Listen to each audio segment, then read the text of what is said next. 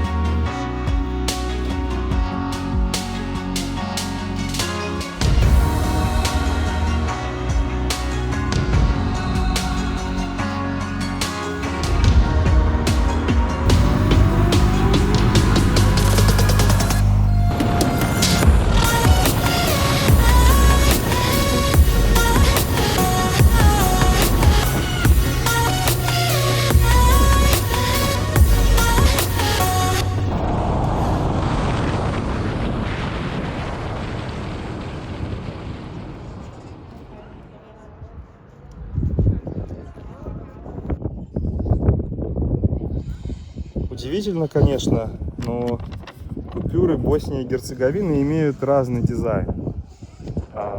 На одних и тех же купюрах одного и того же номинала на части из них изображены боснийские символы мусульманские, правителей, культурных и исторических деятелей, а на другой части сербских. И только купюра в 200 конвертируемых марок, вот эта, которую я держу сейчас в руках, она унифицирована и едина для всей Боснии и Герцеговины. Здесь изображен сам автор бессмертного труда «Мост на Дрине» Ива Андрич. Ну и, собственно, сам мост, о котором он написал свое великое произведение.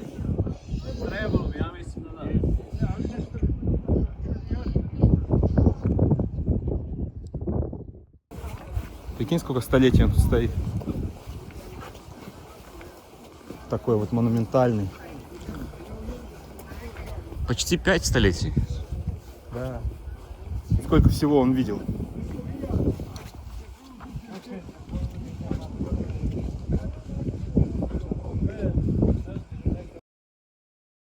Поставь там какой-нибудь, я не знаю, пушку или там миномет, и можно весь город тут контролировать. Такие эти господствующие высоты. Вот я думаю, где-то за них тут как бы и была вооруженная борьба. Вот. Ну пойдем, пройдем, посмотрим поближе. Тоже есть, да. Я думаю, что дом достаточно старенький. И здесь как раз кто-то укрывался и шло противостояние.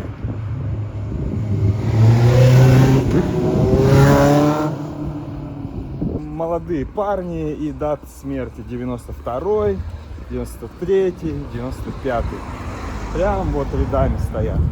Страшно.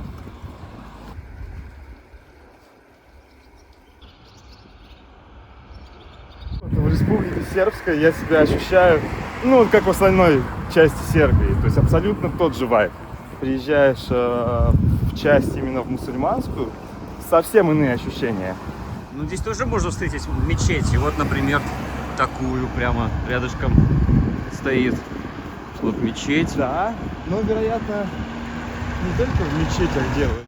Да, вот здесь у нас флаги Республики Сербской. Они выглядят точно так же, как флаги Сербии. Но сербы чаще всего размещают на флаге еще и свой герб. Вот. А в Республике Сербской это просто полотнище, триколор. И, собственно, цвета полностью повторяют цвета российского флага, но флаг перевернутый. Наверное, это речная форель, которая здесь называется пастром. Блин, ну здоровая, капец. Будем наш обед сами себе обеспечивать. Слушай, обалдеть.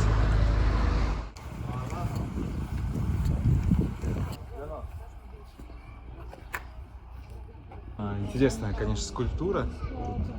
Один из братьев стоит в христианском, в православном облачении, а его брат вот в турецком.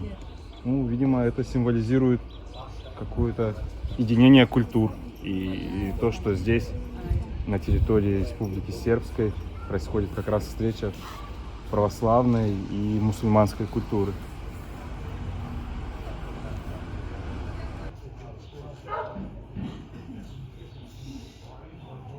Ну, как обычно, национальные деликатесы, плесковицы, чевапи, ражнич, это типа шашлыка. Вот такой у нас комплект лепини, чевапов, лука.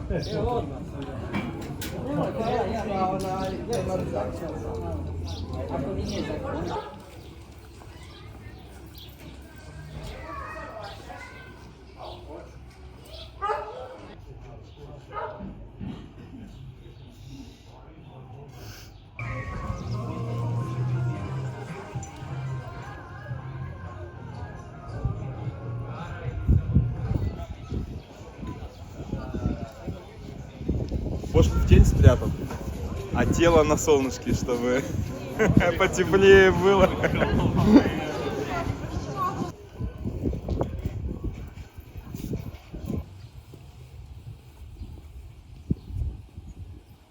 А он был очень интересным правителем, причем в Черногории. Вот. И там в Черногории есть его мавзолей Негоша. Высоко в горах находится. Был я в этом мавзолее, очень любопытное место. Вот. Но я не знал, что он почитается также и здесь. Причем там как-то интересно, он был не просто правителем, он еще был и каким-то религиозным деятелем очень серьезным. Ну, его судьба достаточно тесно связана еще и с Россией. Он очень хорошо говорил по-русски, приезжал несколько раз в Россию. У него была аудиенция с императором российским. И вот, Россия поддерживала Черногорию, ее борьбу против Турции, против Османской империи, давай правильнее скажем, в те годы. Вот благодаря связям вот этого Петра Петровича с российскими императорами.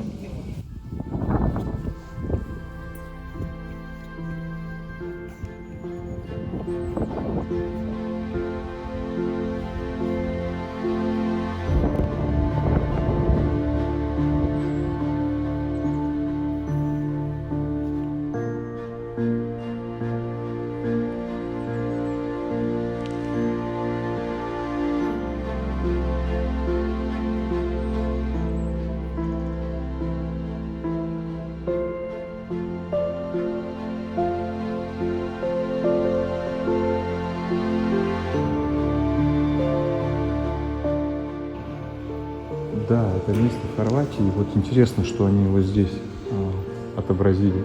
То есть это место, в котором во время Второй мировой войны фашисты организовали концентрационный лагерь, и там были замучены большое количество людей, сербов, черногорцев.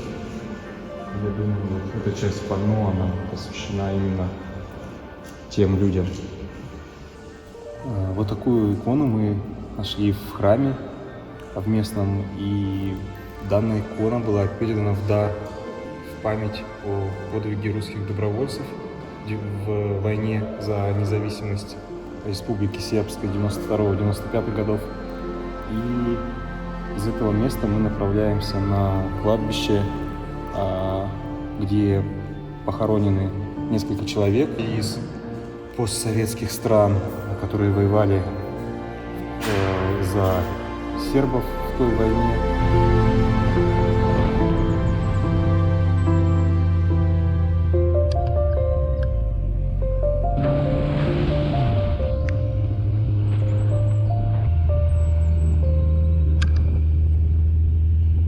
Интересно, что данного кладбища нет на Google карте, и когда я собирал информацию, мне показалось, что это место будет в другом месте, и мы подъехали туда, но недалеко тусовались ребята, местные сербские байкеры, они нас угостили, хотели угостить раки, но мы отказались, и, в общем, мы с ними пообщались, и они показали нам на карте, где находится именно это кладбище с памятником русским добровольцам.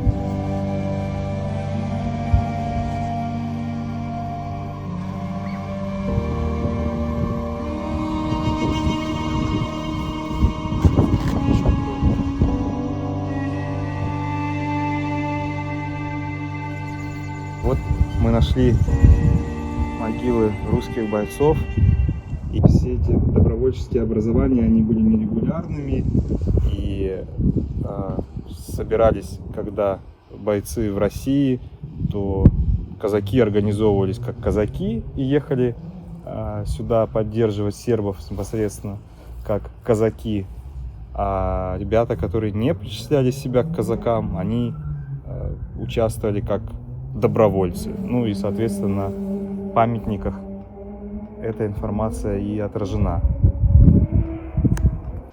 Ну, большинство, конечно, это вот 92-й, 93-й. То есть, получается, кладбище-то здесь было, просто Получается так. оно разрослось. Да, что эти могилки здесь уже были, но потом оно сильно увеличилось.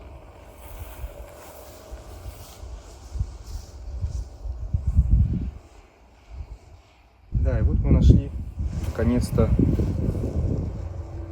главный памятник, посвященный русским добровольцам, принимавшим участие в той войне. И на нем высечены фамилии всех тех русских добровольцев, казаков, кто пал с 1992 по 1995 годы.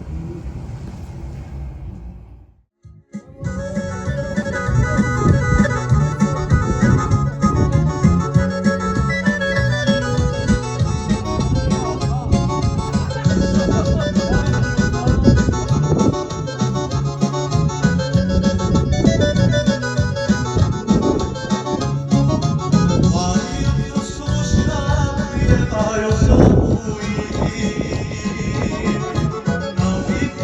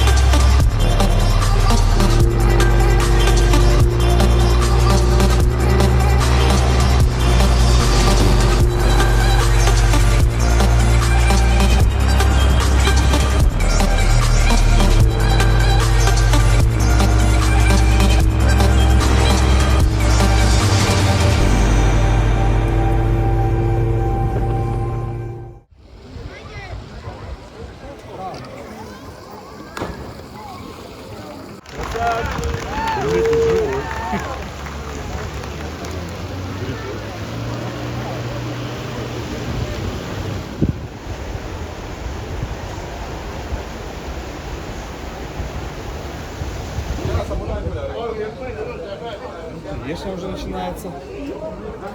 Прикольно.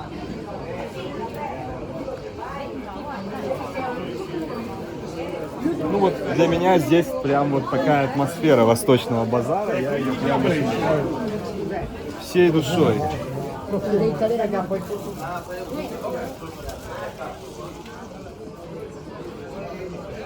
Hello, welcome. You can check menu for later. Maybe we have traditional.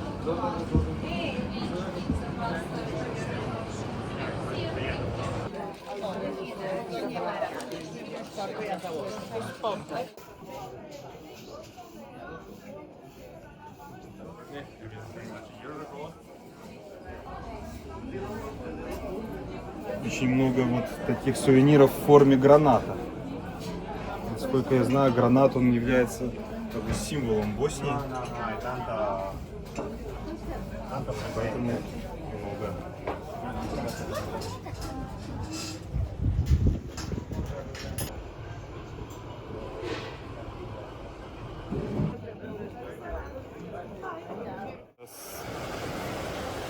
В мост я, наверное, третий раз уже. Но что-то как-то вот на этот мост я не выходил еще пока. Он очень сильно напоминает тот, который мы сейчас увидим, но в миниатюре.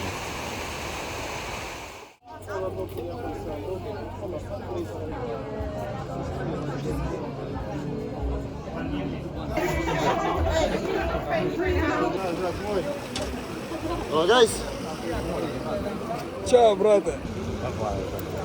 Thank you very much. Come on, hey, man, you're not more on you. Guys, everybody, get the world up before the jump is going in a couple of minutes.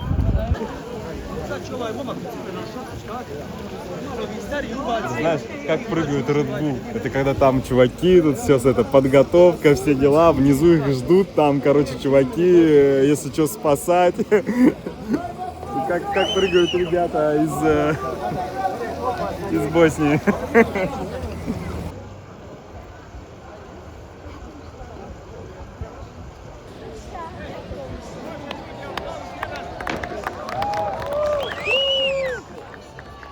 Помимо того, что очень старый, он был разрушен во время гражданской войны в Боснии и затем восстанавливался иностранными специалистами из-за кусков этого моста старого, которые упали в реку, их потом оттуда доставали и уже потом собирали этот мост из них.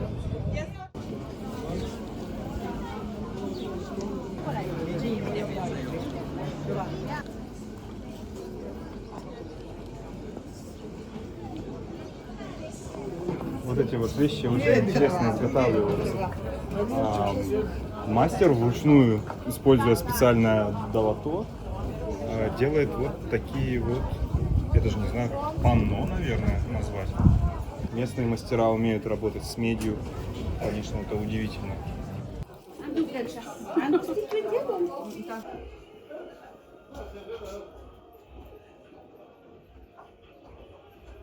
Чайный наборчик.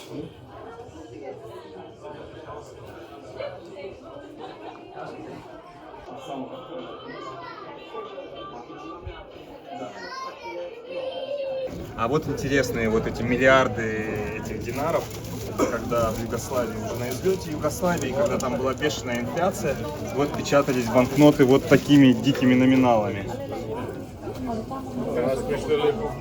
Девочки, это одна из последних серий югославских динаров.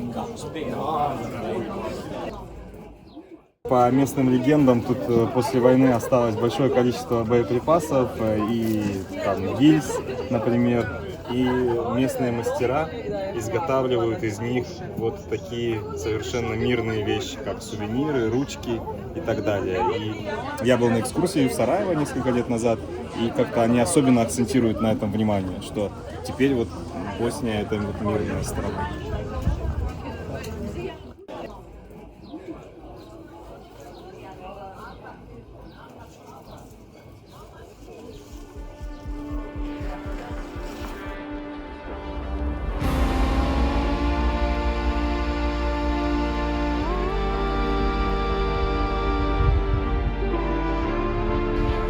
Девочка, да? Мировая. Могилки, и вон на многих из них годы жизни. Это 93-й год, дата смерти. Ну, то есть, вероятно, тоже люди, которые погибли в результате гражданской войны. Вот, наверное, были все-таки, скорее, я бы сказал, наверное, мирные жители. Особенно, вон, смотри, вон. Хотя, ну, наверное, кто знает, да? 55-й, 93-й, сколько ему было? 38 было вот этому дяденьке. Да, а вот там есть люди, вот, 70-й год, тоже молодой был вот парень, 23 года.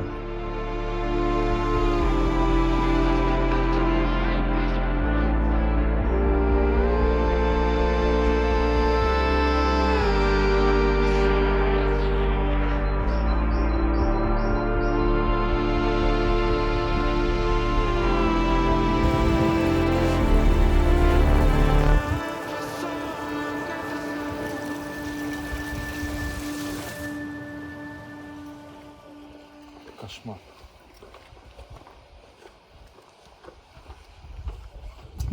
Река разделяет город на две части. Тут без мостов-то, в общем-то, не обойтись. Очень тут вот. Мы один видим мост, на втором стоим, третий самый знаменитый. И третий мост, старый мост, вот через который мы не так давно прошли. Его отсюда не видно, скрывается он за поворотом реки. Ну, конечно, очень интересно. Все-таки здесь, в Мостаре, такое сосредоточение культур. И остается только надеяться, что эти культуры будут сосуществовать мирно.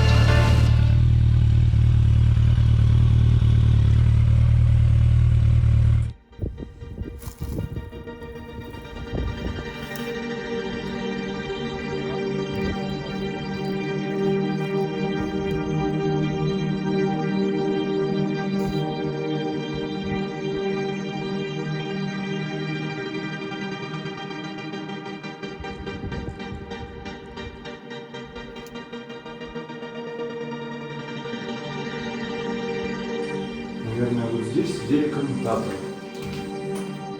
И комментировали.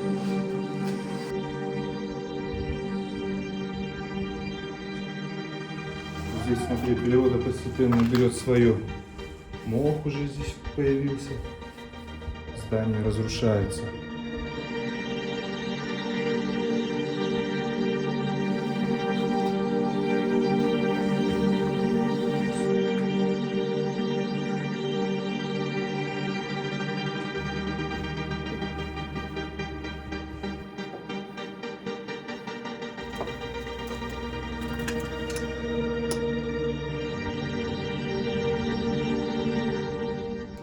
И вот мы спустились на минус первый этаж этого здания и исследуем огни. Ой, тут какие-то комары живут. Только выглядит как приятно за 80. Ну, а здесь вот, видимо, было какое-то техническое помещение. Дверь тут у нас завалена. Вот. Поэтому давай отсюда выбираться. Отреставрировать.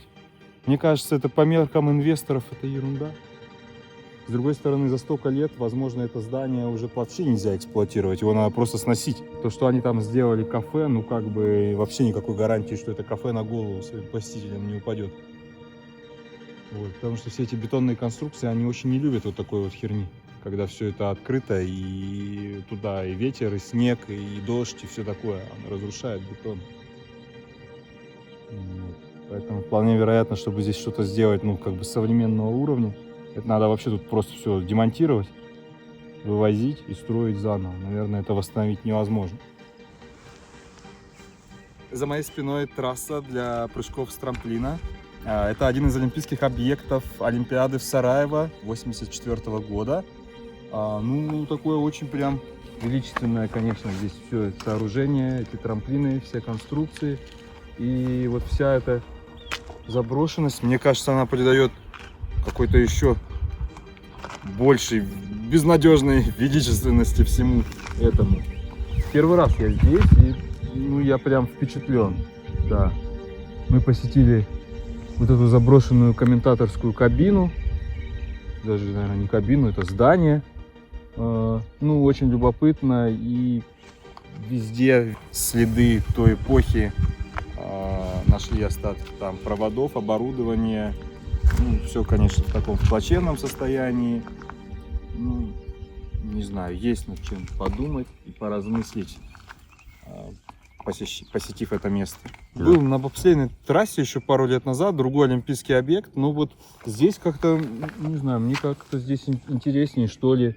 Потому что на бобслейной трассе там остались только вот эти железобетонные конструкции, ну вот направляющая для спуска на санях, вот, а здесь как-то вроде какие-то и здания, и вот этот, конечно, холм, склон, он поражает своей масштабностью.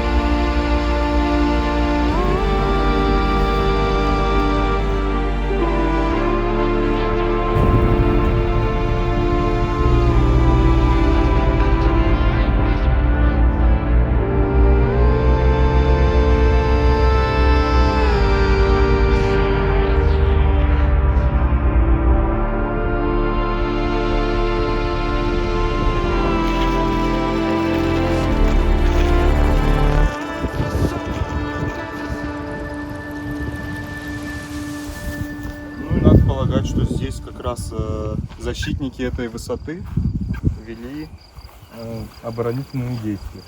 Вероятно, это все здесь, ну, не было тут такого леса, был это голый холм, либо он стал голым в результате этих боев, что здесь все артиллерии перелопатили. Такое тоже может быть, но я думаю, что в 92-м вот всего этого леса тут не было.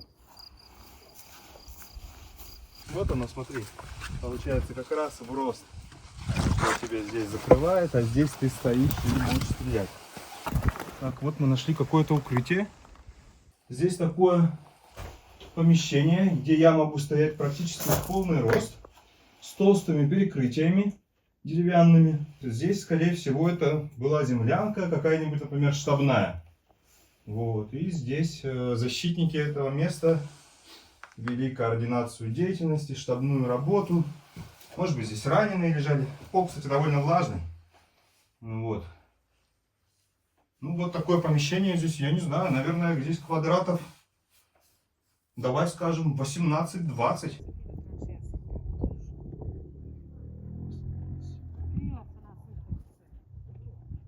Вот здесь вот на брусе сделано 3 вот таких вот вырубки. Да, кстати, тоже их заметил. Я думаю, Там. что это бойцы делали себе под свое оружие, ну, чтобы удобнее было его держать, облокотив на вот этот вот бруствер. Да, это точно. Ну, если это сохранили, тогда, может быть, это все это старое, целое? Я думаю, да.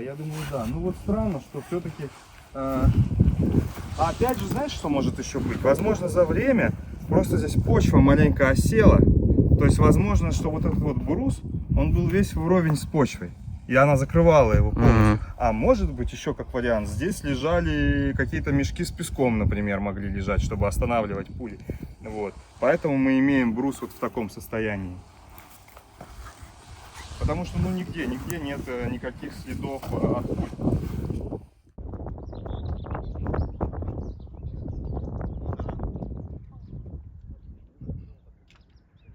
Перед нами блиндаж, и здесь открывается действительно вот обширное пустое пространство, откуда, вероятно, наверное, ожидали наступления противника, защитники этого места. Ну, есть какие-то следы. Не уверен я, что это следы от чего-то, от стрелкового оружия, но какие-то вот неровности есть. На мой взгляд, пули должны оставлять какие-то более заметные повреждения на брусе. И смотри, никто их не дергает, не шпыняет, что они тут катаются с горки. Вот. Да, У нас как-то иначе к этому относятся, типа, что у всех должен быть какой-то святой пиетет. А детям вот этот памятник, они этого все не видели, не застали и не осознают. Наверное, исторические памятники именно такими и должны быть. Они должны быть поставлены на каких-то значимых исторических местах, а дети здесь должны играть в футбол.